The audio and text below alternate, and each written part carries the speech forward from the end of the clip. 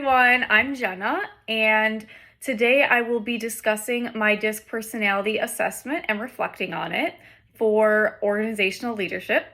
And so first, I'll just share my most dominant traits. So according to the DISC model, which stands for dominance, influence, steadiness, and compliance, I scored the highest in steadiness at 32%.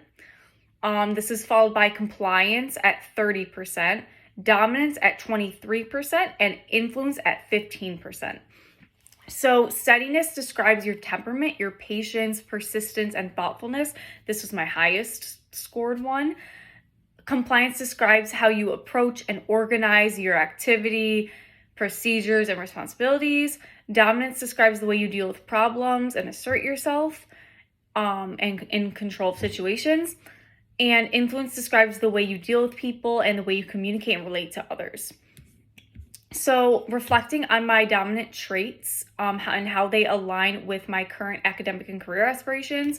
So my most dominant trait was steadiness, as I just mentioned, and this really aligns with my current academic goals and career aspirations because it's very important to have patience and thoughtfulness in any area of life, but especially working in the field of business and kind of any job I go into.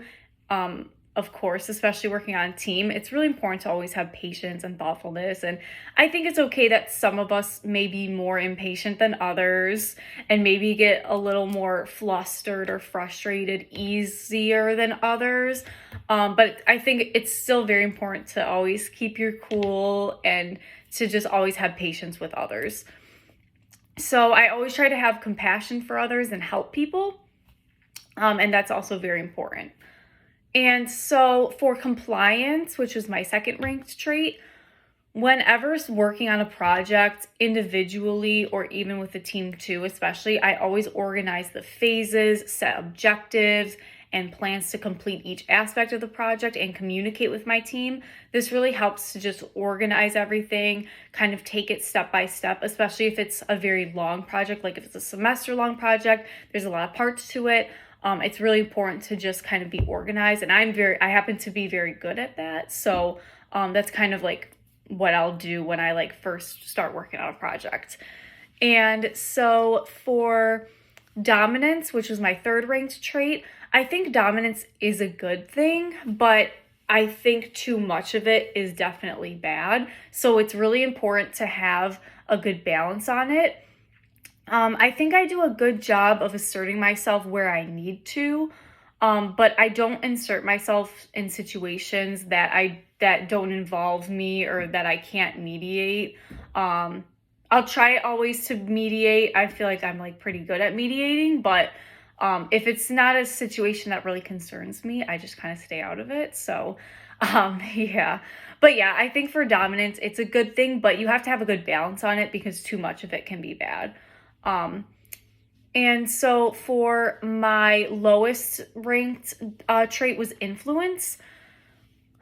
I don't really see myself as a very persuasive person anyway, so I understand why influence is my lowest scored trait.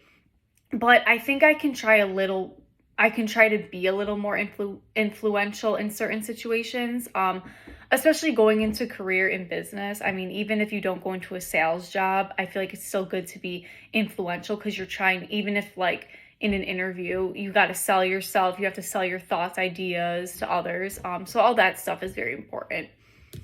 So for real life application, share specific situations or examples from my life where my dominant traits have influenced my interactions with others, decision-making, and approaches to challenges. So some of my dominant traits have influenced my interactions with others, specifically for school projects.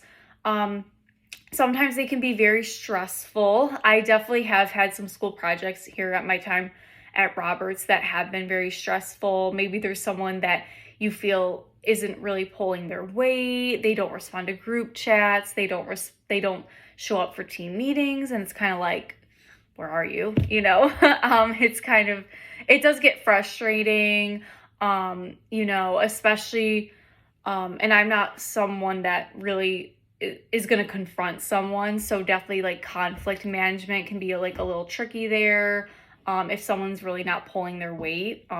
It can be a little bit difficult to like hold someone accountable for that, because I'm also someone where I'm like, if someone's not pulling the weight, I'll kind of just be like, hey, do you need like help on this, or like, do other times work for you for meetings and stuff. And sometimes that helps, but I'm kind of a person that would just be more like, well, I'll just do their part myself, because I'm gonna get more out of it in the learning experience if I just do it anyway, if they really don't want to pull their weight. So that's kind of more how I am. But definitely I need to work on holding people accountable to that if there are situations like that.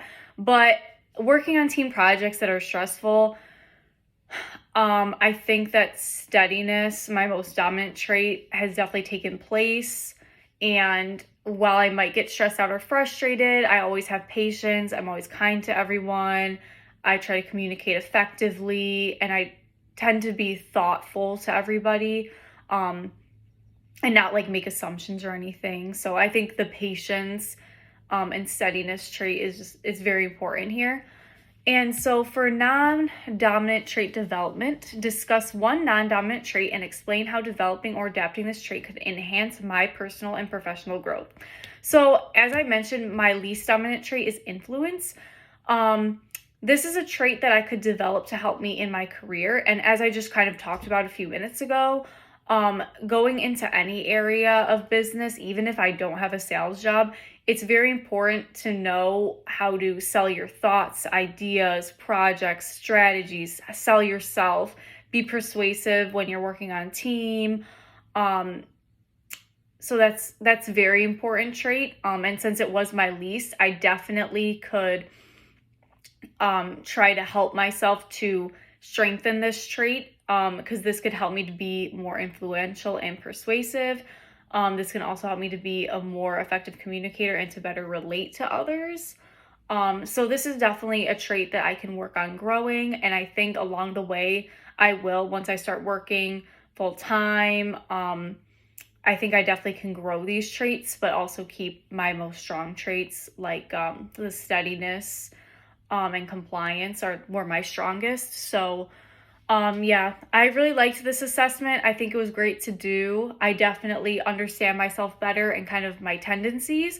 I'm happy with how my traits were ranked. I think that makes sense for me. But of course, I will definitely try to grow my influential trait, because I think that's also important. But however, I think it is also good to have a balance of all the traits. So yeah, so that's my reflection on myself. And